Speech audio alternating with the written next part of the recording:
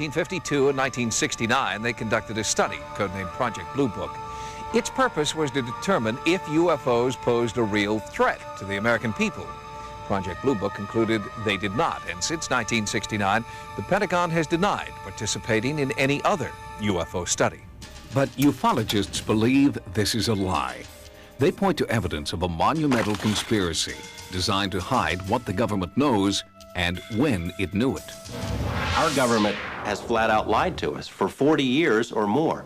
They've threatened people and intimidated people. They've spied on UFO groups, infiltrated UFO groups, spied on researchers, compiled dossiers.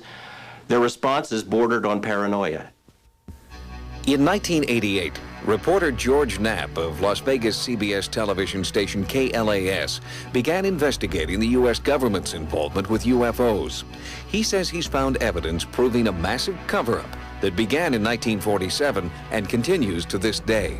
The CIA says that it does not collect information on UFOs, and it hasn't since the 50s. There are reams of documents squeezed out of the CIA that indicate that they have on staff CIA UFO experts, agency personnel monitoring the situation on an ongoing basis.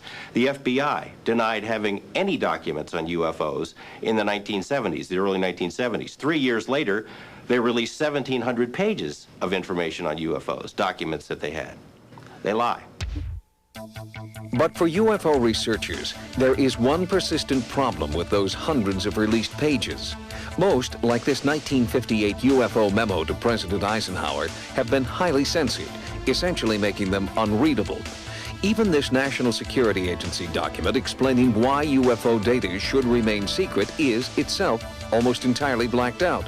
Ironically, the official position of the U.S. government is that UFOs are not a threat to national security. Yet the agencies involved claim the censored information is vital to national security. From 1947 to 1969, the Air Force conducted Project Blue Book. Staffed with just 3 people, it studied 12,000 UFO sightings. All but 701 were explained to the military satisfaction. And the group that remained unexplained? It does not contain any pattern of purpose or of consistency that we can relate to any conceivable threat to the United States. The Air Force closed Blue Book in 1969, but project critics weren't satisfied. The first person to head it up, Captain Edward J. Rappelt, quit in disgust, wrote his own book, and declared that there was something to UFOs, and the Project Blue Book was nothing more than a whitewash. Other government officials, including a senator and 2 former presidents, have tried unsuccessfully to shed some light on the UFO phenomenon. Arizona Senator Barry Goldwater, President Gerald Ford, and President Jimmy Carter, who actually saw a UFO himself and filed a formal report, have all sought to have top-secret UFO information released to the public. All requests for that information were denied. Cover-up allegations aren't limited to the United States government either. Author Timothy Good claims that governments around the world are keeping UFO information top secret. And in his book, Above Top Secret, he claims only an elite few have access to that information. Because so little of the research is made known to top ministers. One country is bucking that trend. Belgium has acknowledged tracking unidentified, seemingly intelligently controlled craft in its airspace. Radar tapes released by the Air Force show an object jumping from 200 meters to 2,000 meters in 1 second, a distance of just over a mile. The Belgian Air Force has even put aside a plane to search for the objects. But the attitude of the United States remains very different.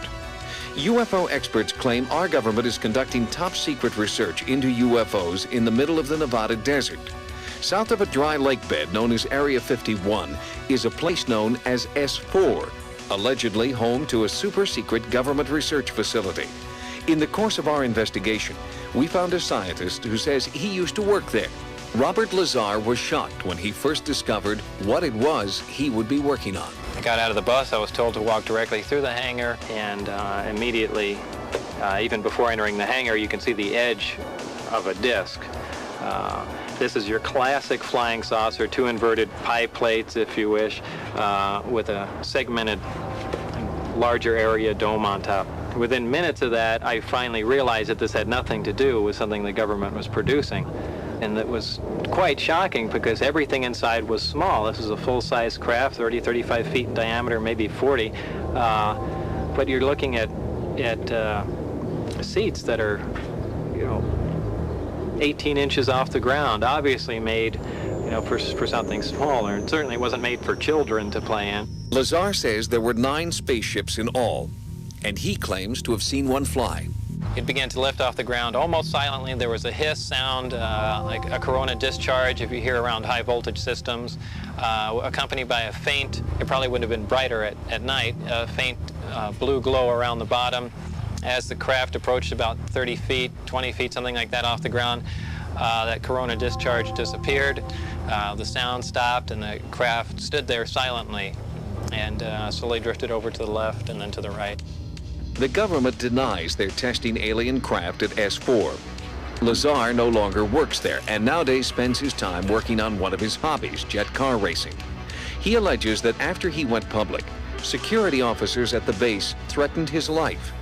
He also says that his employment and military service records have disappeared. Despite repeated requests, the government can't find them. The subcontractor who hired him for the job at S4 refuses to comment. But a few clues support Lazar's contention that he is a scientist and that he has worked for the government. This W-2 form indicates that he had been employed by the Department of Naval Intelligence. Before his stint at S4, Lazar claims to have worked at the Los Alamos National Laboratory. Los Alamos officials can't find him, but his name does appear in a laboratory phone book from that time. Reporter George Knapp was able to track down a few of Lazar's colleagues who could confirm parts of his story. But when they talked to Knapp, something strange happened. One after another had visits from government personnel who basically intimidated or told them to back off, followed them around. There didn't have to be any direct communication where an agent says, you keep talking to this guy, you're going to end up in a river. The message was very clear. Since Lazar's story broke, Area 51 has become a hotbed for UFO sightings. You see that? It just zipped to the left. See it again? While our cameras were there, a bright light appeared in the night sky. Utterly silent, it seemed to float below the mountaintops.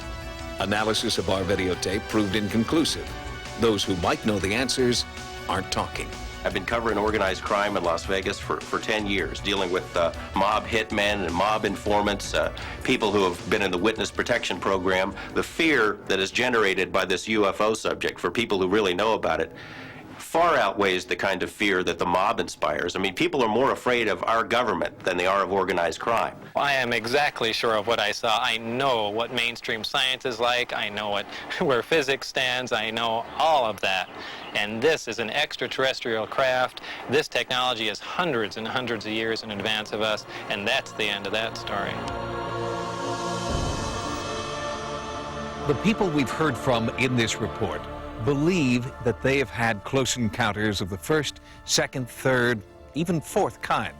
Skeptics charge that they're mistaken, that they're misinformed, or at the very worst, just plain crazy.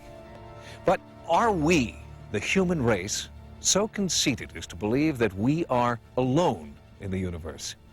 Is it possible that in the infinite frontier of space, this speck of intelligent life we call Earth is the only one? For Sightings, I'm Tim White.